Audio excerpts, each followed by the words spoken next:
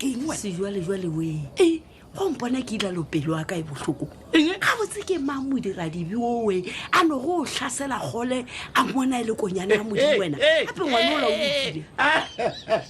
utlwile le sa ke tse wena Mmamabona wa rarella Kgole a mpie kana melanto ke hana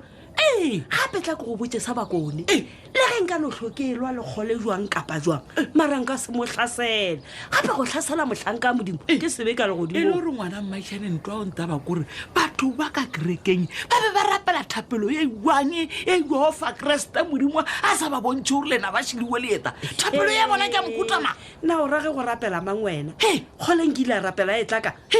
aowa A sa rapele gape Kgole sa gago e no ba gore ke seiti ya bafiti a ke re yena o no dula a re